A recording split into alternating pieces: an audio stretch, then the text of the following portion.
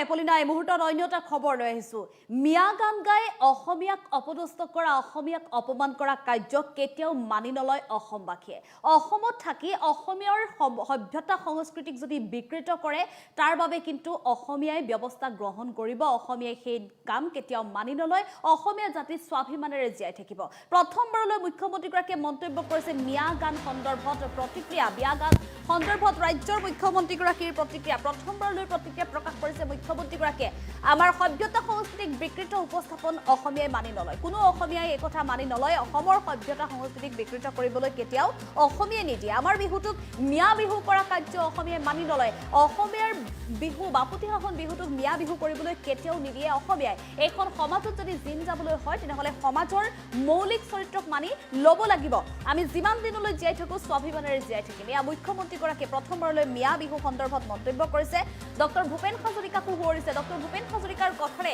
মুখ্যমন্ত্ৰীয়ে ৰাজ্যবাসীলৈ দিলে ইতিবাচক বাৰ্তা শেহতীয়াকৈ ৰাজ্যত চৰ্চাৰ এটা বিষয় হৈ পৰিছে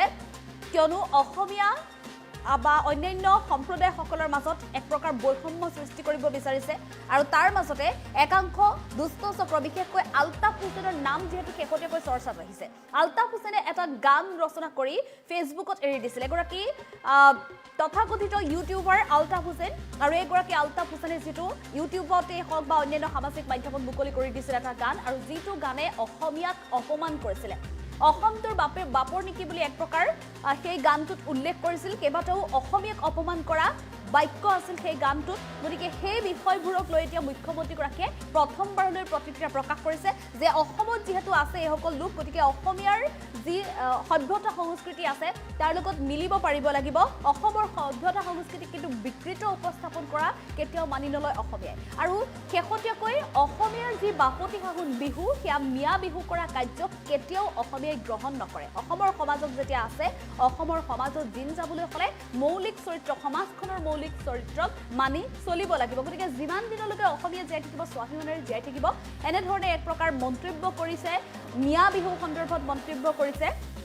মুখ্যমন্ত্ৰীগৰাকীয়ে ডক্টৰ ভূপেন হাজৰিকাৰ কথাকো তেওঁ কৰিছে সমগ্ৰ অসমবাসীলৈ এক প্ৰকাৰ ইতিবাচক বাৰ্তা দিছে আগন্তুক সময়ত যাতে কোনো ধৰণৰ এনেধৰণৰ বৈষম্যমূলক প্ৰতিক্ৰিয়া বা বৈষম্যমূলক মন্তব্য কোনেও দিব নোৱাৰে সামাজিক সাম্প্ৰদায়িক বৈষম্যৰ সৃষ্টি কৰা কোনো ধৰণৰ যাতে উচ্চতনীমূলক কাম কৰিব নোৱাৰে তাৰ বাবে মুখ্যমন্ত্ৰীগৰাকীয়ে সকীয়াই দিছে প্ৰতিগৰাকী অসমবাসীক আৰু এই সন্দৰ্ভত মিয়া গান সন্দৰ্ভত প্ৰথমবাৰলৈ প্ৰতিক্ৰিয়া কৰা মুখ্যমন্ত্ৰীগৰাকীয়ে কি বুলি মন্তব্য কৰিছে আমাৰ হাতত সেই মন্তব্য আছে মুখ্যমন্ত্ৰীগৰাকীৰ মন্তব্য আগবঢ়াম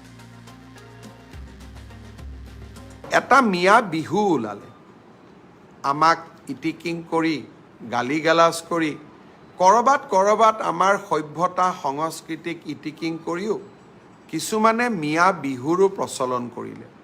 এই মিয়া বিহু গোৱা আলতাফ হুছেইন নামৰ ব্যক্তিজনক আজি আৰক্ষীয়ে গ্ৰেপ্তাৰ কৰিছে মই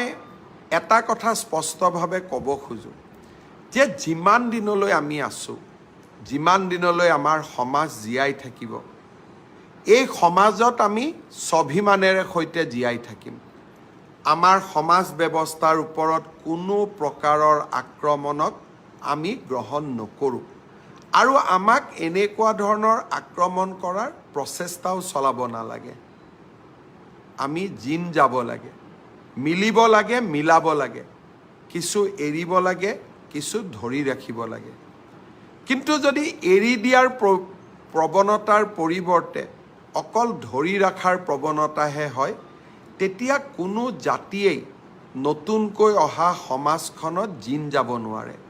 আমি প্ৰত্যেকটো পৰ্যায়তে মনত ৰখা উচিত যে আমি এখন সমাজলৈ আহিছোঁ এইখন সমাজত আমি জিন যাব লাগিব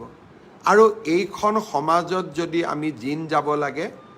এইখন সমাজৰ মৌলিক চৰিত্ৰসমূহক আমি মানি চলিবই লাগিব কোনোবাই যদি আমাৰ সভ্যতা সংস্কৃতি আমাৰ খাদ্য আমাৰ সংস্কৃতি আমাৰ গান আমাৰ নৃত্যক খুব বেলেগ ধৰণে ইয়াক প্ৰচলন কৰিবলৈ চেষ্টা কৰে কোন অসমীয়াই তাক মানি ল'ব আমাৰ বাপতিসাহোন বিহুটোকো যদি মিয়া বিহুলৈ ৰূপান্তৰ হয়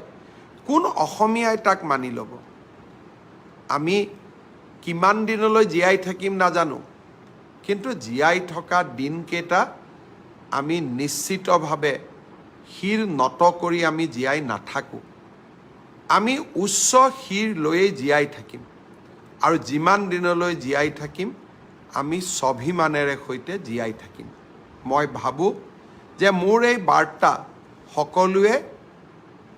ইতিবাচক ৰূপত গ্ৰহণ কৰিব। ভূপেন হাজৰিকা ডাঙৰীয়াৰ সেই কথাষাৰলৈ, বাক্যষাৰলৈ মনত ৰাখিব যে কিছু ধৰিব লাগিব, কিছু দিব লাগিব, কিছু এৰিব লাগিব, তেতিয়াহে এখন বহল সমাজৰ বুকুত আমি জিন যাব পাৰিম। এটা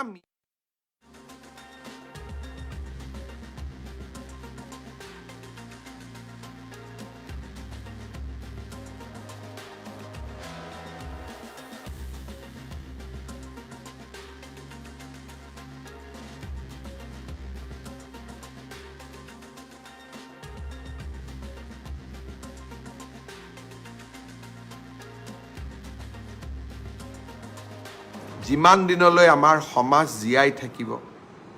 এই সমাজত আমি স্বাভিমানেৰে সৈতে জীয়াই থাকিম। আমাৰ সমাজ ব্যৱস্থাৰ ওপৰত কোনো প্ৰকাৰৰ আক্ৰমণক আমি গ্ৰহণ নকৰোঁ, আৰু আমাক এনেকুৱা ধৰণৰ আক্ৰমণ কৰাৰ প্ৰচেষ্টাও চলাব নালাগে। আমি জিন যাব লাগে, মিলিব লাগে, মিলাব লাগে, কিছু এৰিব লাগে, কিছু ধৰি ৰাখিব লাগে। কিন্তু যদি এৰি দিয়াৰ প্ৰৱণতাৰ পৰিৱৰ্তে অকল ধৰি ৰখাৰ প্ৰৱণতাহে হয়, তেতিয়া কোনো জাতিয়েই নতুনকৈ অহা সমাজখনত জিন যাব নোৱাৰে।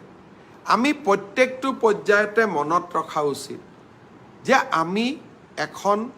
সমাজলৈ আহিছোঁ, এইখন সমাজত আমি জিন যাব লাগিব, আৰু এইখন সমাজত যদি আমি জিন যাব লাগে